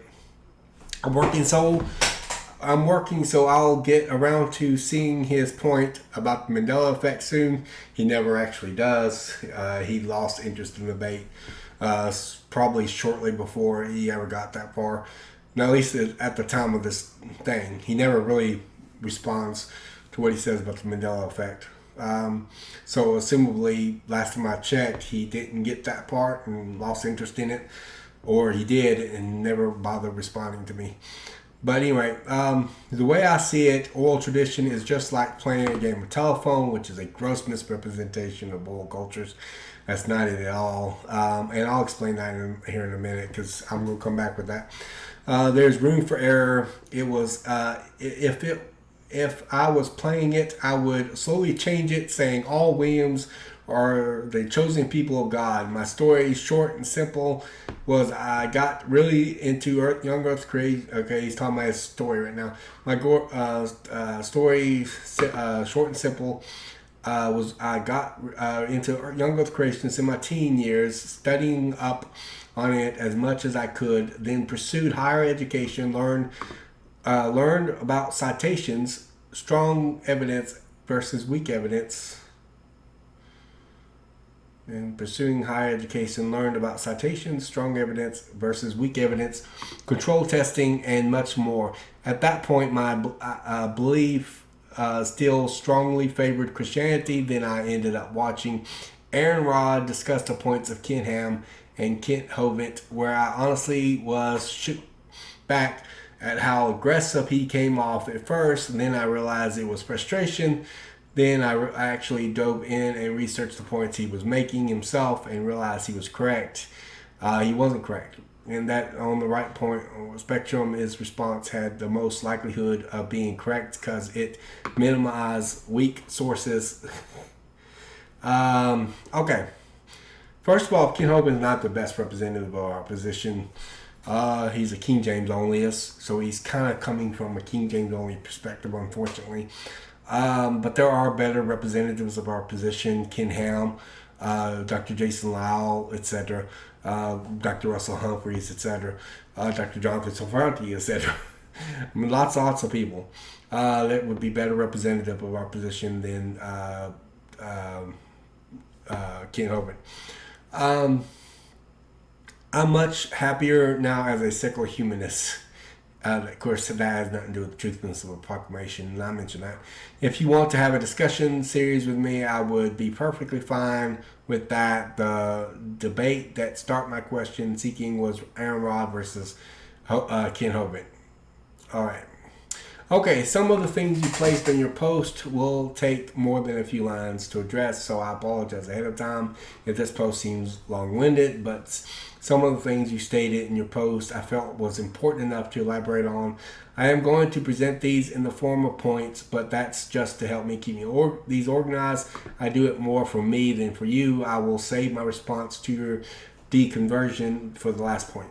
1. Universities do not consider Wikipedia a scholarly source. I'm currently going to college. I talked about this. Let's move forward. I followed the link and was very disappointed, assuming you can trust Wikipedia in the first place, which I don't. The link leads to a page that contains a list of authors. I clicked on each of these names, going further with other links if I saw anything relative to our discussion, but each one led me to a series of books they had written. The vast majority of the names wrote nothing about memory at all, just psychology books for other topic matters. And the few that did, most of them except one, said nothing about flashbulb memories, which was our topic matter. I think one that was about short-term memory, which we were not discussing. The one that I did find about flashbulb memories seemed promising at first. It was a 10-year study they had done over the 9/11 incident in New York, and the book was by Alexander Cook, allegedly, according to your source.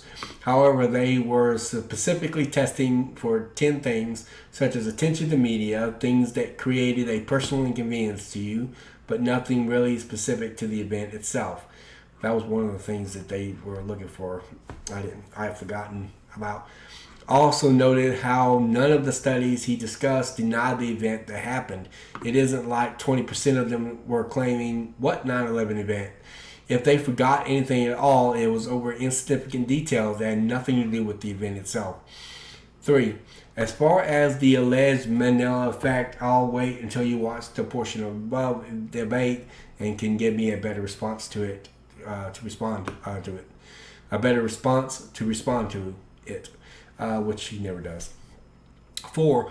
Oral tradition is not like the game of telephone. This is the false analogy fallacy. In the game of telephone, the object of the game, and the whole fun of it as well, is to pass something along a line of persons, one-on-one, whispering to each other because you're trying to get them to mess it up. And you're not allowed to repeat it nor check the information out with anyone else in the line because you're trying to get the message wrong. And by the end of the line, something like "my teacher is my friend" comes out as "my teacher is a fiend." However, this is not the way oral cultures are done. To readjust the telephone game to properly represent oral culture, imagine if I told you a story in a group setting instead of one-on-one, where there are others who can correct you, and you told it in a clear voice, not whispering, and not only were you allowed to repeat it, but you did over and over again. You were also allowed to check it out with others, both in the group as well as with other groups. Now throw in memory aids such as creeds and hymns that are designed a certain way, such as using long and short lines for parallelisms to remember them over long periods of time. Granting this wouldn't be as fun because your information is likely to be more accurate because no one is going out of their way to corrupt the information. But this would be a better analogy than the telephone game in its current form. People who claim these statements, including Bart Ehrman, do not understand oral cultures. The communities of believers that grew up hearing these stories directly from the eyewitnesses would have produced a collective self-correcting mechanism if any one person tries to change the story. Ironically, by repeating that accusation over and over again, they had demonstrated why the telephone game analogy is a false analogy and how oral cultures pass along the information accurately. In other words, they're just kind of repeating the same old thing over again. But in any given case, the object of it is that the oral culture, in the oral culture studies, including the extensive amount of studies that I've done in recent times, the only thing that really changed is the wording. The gist of the story remained consistent throughout the oral culture. And that usually remained consistent. The closer you get to the eyewitnesses, the more consistent it will be. Now, the more further away from the events and the further away from living memory, then you might have a problem. But not as close as the Gospels are, not as close as Paul's writing, not as close as the creeds and hymns, day 2, etc. 5. As for your deconversion, I don't usually follow Ken Hovind. He's a King James onlyist and tends to go his own way on things. I also discovered he has a tendency to strongman on the other side. None of this, of course, makes young earth Christians wrong. There is a lot of good stuff within the movement. Today, most YECs use the information presented by major organizations such as Answers in Genesis, Creation Ministries International, CMI, Institute for Creation Research, or ICR, and the like, because these organizations employ PhD scientists as far as abandoning Christianity and theism because of things you allegedly found wrong with them. Even if I found out that I was wrong on the age of the earth, the Big Bang, or even evolution, that wouldn't make me abandon either theism or Christianity. Theism is rooted in the evidence of the God, and Christianity is grounded in the evidence for the resurrection of Jesus. There are Christians who believe in the world is billions of years old, called old earth creationists, OECs, as well as people who believe in the Big Bang Theory. There are other Christians who believe in the theory of evolution, called theistic evolutionists, such as Michael Jones. I actually got his name correctly there, of Inspiring Philosophy on YouTube. As far as the points that this Aaron Rod came up with, if you address them with me, I might be able to help you with that. I normally don't do this with an atheist because I don't think the age of the earth is your real problem, and neither do I think that's the reason you're refusing to be a Christian. But if it will help you embrace Christian theism again, then bring on the discussion. Blessings. He goes back, he says, honestly, it's a very long-winded, and I'm not sure if I can answer them properly in enough detail. I'm very slow at typing. I'll reduce my responses to be concise as possible. 1, I cited the sources found in Wikipedia. Quite often, not all it is professional, but quite a bit of it is. It's normal, always wrote in a easy understand format. Basically, it's not scholarly, but he likes looking at it. One of the tests include information on 9/11 attack itself, how participants show inaccuracies, results remembering it. This is what I think we were talking about the same thing, but the details was on the peripheral details, not on the main event. 3, 2 hours in, haven't seen it yet. I'm starting to lose interest somehow over the topic. I told you about him doing that he started losing interest over it. Oral tradition is not reliable, which he didn't offer any study that says that. He just basically assumed that because of some situation involving in healthcare. But this is what he says. I work in healthcare. We have to communicate daily about our patients and make sure we get the diagnosis as correct as possible. And even then, there is plenty of room for error. What's that got to do with oral culture? We don't live in an oral culture. We're not training our memories to remember things for long periods of time. We're not repeating this stuff. We're not using all kinds of memory aids. Also, this raises a question of mine. How do we test that oral culture? Because we actually can observe oral culture studies. What proof do we have a great certain that Jonah was swallowed by a fish, which has nothing to do with oral cultures? 5, I think we are very far off from knowing the creation of the universe. Evolution is a highly likelihood of being correct. Again, no evidence, and I brought this up. I hate anything related to Ken Ham. You can ask genuine questions from an atheist perspective and bring up points to only them delete the comments. I don't know. Both him and Kim said this about Christian sites, but I've never known a Christian site to delete comments simply because they're telling it from an atheist perspective. There's lots of atheists that comment on here. There's lots of atheists comment on my channel. I don't delete him for that reason. The only person I had to delete is because he was aggressively harassing me. That was the only reason and he refused to end the discussion. And that's why I had to do that in order to make sure that we ended the discussion completely. Because I wasn't going to be in this song and dance with him forever. And on top of that, he was aggressively attacking me and things like that too. So all those things were reasons why I had to do that. It was not something I wanted to do, but it had nothing to do with him making comments on it. In fact, his comments are still on my channel to this day.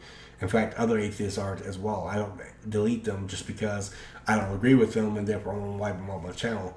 I don't know of any Christian that does that. They claimed it, but I don't know of any. So it could have been a mistake. It could have been issues. They could have been attacking aggressively. I don't know. I don't know what the circumstances were. It's hard to judge what's going on here.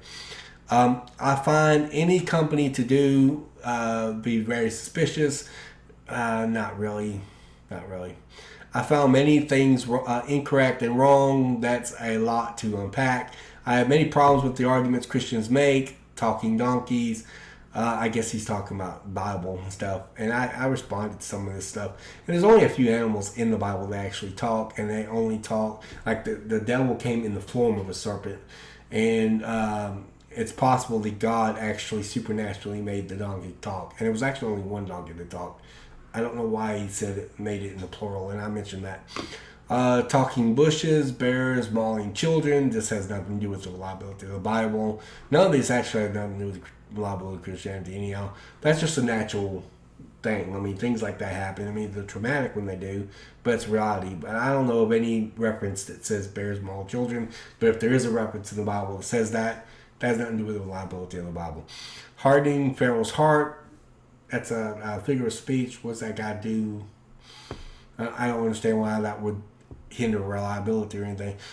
So many more. I'm happy that I'm deconverted more than I've been. That his happiness, being happy over a worldview does not necessarily make it false or true. I'm happy that I'm a Christian, but he would never say that my content as a Christian is proof that Christianity is true. So his content is not evidence in itself. You're very respectful through messages, and I would not mind discussing with you further in detail. However, it will most likely require a different format. This is a lot of typing laugh out loud. I do come up with the format of doing it through video. I thought maybe he would present a video. He says he made one, but he never got it to me. All right. William Courtney. Okay, this is a link to my response and my reply to this post. Okay, continue on. Says, I was going through the debate that has Jonathan McClatchy taking notes for when I do the fifth part of the review, and got to the part I was telling him this. I was trying to help him out when Matt Dillon to address the Mandela effect, and it is almost at the end of the Q&A with the timer marker 2:23. I hope that helps. Blessings. I basically linked it there. Again, I gave him an easy way out to see it for himself. I thought you were going to send me a video response. Are we still debating? This is a while after. He said he finally sent something back. He said, I don't think my link worked. I don't understand what's going on with you. I tried to reach you after you said you had a short video response for me, and I have been waiting for that link. Now you tell me your link didn't work. Are you having some kind of technical difficulties, and why am I now hearing about it? I had already given up on the debate, thinking that you and Kim did too. Why wait a few months? I don't understand. If you have some problems doing this, let me know. I can help. You know, I meant it genuinely too. By now my channel has grown some, and I know my way around some of the technical issues that you have may be having. By now my channel has grown some, and I way around some of the technical issues that you have been having. Explain the situation to me, and we'll go from there. However, if you don't communicate with me when I can do nothing, then I can do nothing to help you. When you need to let me know what is going on, please. Blessings. All right, I'll get to Paul's comments in a minute. All right. Well, let me go. He never. I don't think he ever. I think it was it. I didn't hear from him ever since then. Did I already cover the ones at the end? I think I did. Yeah.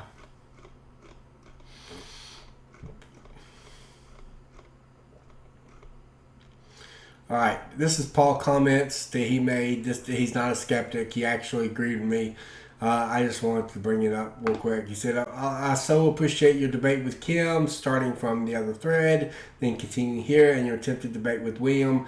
I am also a YSC and have read many very proof arguments from both creationists and atheists, but more often than not, when an atheist is confronted by a knowledgeable creationist, they flee. Notice this, because what he's saying is absolutely true. What he's saying right there is absolutely true. They do. They run away. When they realize that they're facing with a creationist that actually knows the issues, know the arguments, know the evidence, and can cite it. I mean, I've got an entire table of books, and I still got books on my bookshelves. and I'm working on a book right now on oral culture, background on the New Testament. He goes further. He says, the reason is simple. When personal attacks and ridicule fail to stick, talking about the skeptics, and evidence is demanded, instead they know there is nowhere to go but run. I praise the Lord for giving you the ability to communicate effectively and graciously. Unfortunately, it is fast becoming a lost ability, especially on social media. God bless you always. And I liked his comment, and I said, thank you, Paul, for your words of encouragement with both Kim and William. That seems to be true of them, especially Kim. William contacted me a few times claiming technical difficulties, but when I offered to help in the situation, since I had experience making videos, his response was supposed to be in the form of a video. He went silent on me. As much as I want to help someone, even an atheist, I just not able to help someone if they refuse to be helped. Although part of me wonders if his technical difficulties are a lot of him saving face, since he knows other people would be reading these posts. Kim, I am almost certain it was. She claimed life difficulties to handle and then contacted me once after she went silent, claiming she was going to respond soon, and I was in her thoughts. So she hasn't forgotten about our discussion. I told her that would be okay. I can wait, and I guess she thought I can wait forever. For that was the last time I heard from her. However, whenever I looked at the other post, we had both come from with our discussion. Kim was responding to posts within 2 weeks of the last post she had sent me, but not mine. Kim was the one I kept asking her to demonstrate what she was claiming to me, and I think that was the reason she bailed. I kept asking her to deal with the evidence I presented, and she would not even touch it. William was willing to engage with me a little bit more. I enjoyed my interaction with him a bit more, but when it counted, he still bailed on me on the discussion. I like it when someone engages with me, not because of the fight that might follow, because it is the only way that I, not as an apologist but as an evangelist too, can get to the bottom of their issues with Christianity and get to the root of their problems with it.